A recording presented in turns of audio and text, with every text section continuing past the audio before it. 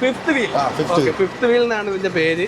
അപ്പൊ അതിലെപ്പോഴും നമ്മൾ Greece full അതിലെപ്പോഴും നമ്മൾ ഗ്രീസ് കാണും. ഏറ്റവും കൂടുതൽ ഗ്രീസ് വെക്കുന്ന സ്ഥലം അതാ. ഓക്കെ. 3 മിനിറ്റിൽ നമുക്ക് എങ്ങനെ ടെയിലും ഹെഡും അൺലോക്ക് ചെയ്യാം, അതാണ് ലോക്ക് ചെയ്യാം എന്നുള്ളത് പഠിച്ചു കഴിഞ്ഞിരിക്കുകയാണ് നിങ്ങൾ.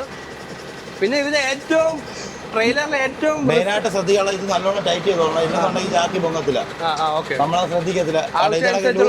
ഇതിടക്ക് ഇങ്ങനെ ലൂസായി കിടന്നു കഴിഞ്ഞാൽ പ്രഷർ അങ്ങോട്ട് ചെല്ലത്തില്ല, അതിനാൽ ഇത് പൊങ്ങത്തില്ല. അത് വലിയ പ്രശ്നങ്ങളിലോട്ട് വരും.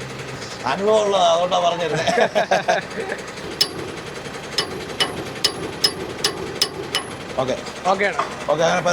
എല്ലാ പരിപാടിയും കഴിഞ്ഞിട്ടുണ്ട്.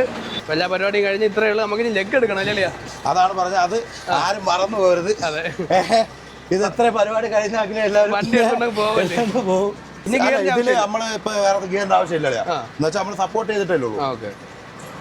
വണ്ടി ഓട്ടോമാറ്റിക്കായിട്ട് ഓഫ് ആവും. ഒരു ടെമ്പറേച്ചർ താഴ്ന്നു വരുമ്പോഴത്തേക്ക് ആ രീതിക്ക് ഓഫ്. ഒരു 4-5 മിനിറ്റ് കണ്ട നമ്മൾ വണ്ടി ലോക്ക് ചെയ്യാനായിട്ട് കൊണ്ടിട്ടിട്ട് നമ്മൾ ഇറങ്ങിയതാണ്. ഇറങ്ങിയൊരു 3-4 മിനിറ്റ് കഴിഞ്ഞപ്പോഴത്തേക്ക് വണ്ടി ഓട്ടോമാറ്റിക്കായിട്ട് ഓഫ് ആയി. ഇത് എല്ലാ വണ്ടിയിലും ഉണ്ടോ? ഇപ്പൊ ഇറങ്ങുന്ന ഭാരത് ബെൻസിലും എല്ലാത്തിലും ഉണ്ട്. ലൈലൻഡിൽ ഉണ്ടോ ഇല്ല എന്നുള്ള അറിയത്തില്ല. ഭാരത് ബെൻസിലുണ്ട്. അപ്പൊ നമ്മൾക്ക് ഈ ട്രെയിലർ വലുതാണെന്ന് പറഞ്ഞ് അല്ലെങ്കിൽ ഇതിൽ ഒരുപാട് പണിയുണ്ടെന്ന് പറഞ്ഞ് വളരെ സിമ്പിൾ ആയിട്ട് ചെയ്യുന്ന കാര്യങ്ങൾ. സിമ്പിളാ, എല്ലാം കാണുന്ന വെളിയിൽ നിന്ന് കാണുന്നവർക്ക് ഭയങ്കര പാടായിട്ട് തോന്നും. വളരെ സിമ്പിളാണ്. നമുക്ക് എല്ലാ സൗകര്യങ്ങളും കമ്പനി നൽകുന്നുണ്ട്. ഇത് എൻ്റെ ഒരു ആഗ്രഹമായിരുന്നു. കാരണം പലരും ഇത് അറിയാത്ത ഒരുപാട് പേരുണ്ടായിരുന്നു. അവർക്ക് വേണ്ടിയിട്ട് ചെറിയൊരു ഇൻഫർമേഷനാണ്. നമ്മൾ എന്ത് വീഡിയോ ചെയ്താലും മാക്സിമം മറ്റുള്ളവർക്ക് ഒരു സഹായം എന്ന രീതിയിലാണ് ചെയ്യുന്നത്. പുതുതായിട്ട് ഈ ട്രെയിലർ ഫീൽഡിലോട്ട് ഇറങ്ങുന്ന അല്ലെങ്കിൽ ഡ്രൈവർ ആവുന്നവർക്ക് ഇതൊരു ജസ്റ്റ് ഒരു ഇൻഫർമേഷൻ ആയിരിക്കും. കാരണം പലയിടത്തും ചോദിച്ചാലും പറഞ്ഞു കൊടുക്കാത്ത കാര്യങ്ങളാണ് നമ്മൾ കാണിച്ചത്. പിന്നെ ഈ പറഞ്ഞ കാര്യങ്ങളിൽ ചിലപ്പോൾ നമുക്ക് പറഞ്ഞ വാക്കുകളിലോ അല്ലെങ്കിൽ തെറ്റുപറ്റി കാണും. അതൊക്കെ നമ്മൾ അറിയാവുന്നവർ ക്ഷമിക്കുക, അത്രയേ ഉള്ളൂ. റേഡിയേറ്റർ ടാങ്ക്, ഇത് പിന്നെ ക്ലച്ച് ഓയിൽ. ഞാൻ മെയിനായിട്ട് നോക്കാനുള്ള ചെറിയ രണ്ട് കാര്യങ്ങൾ.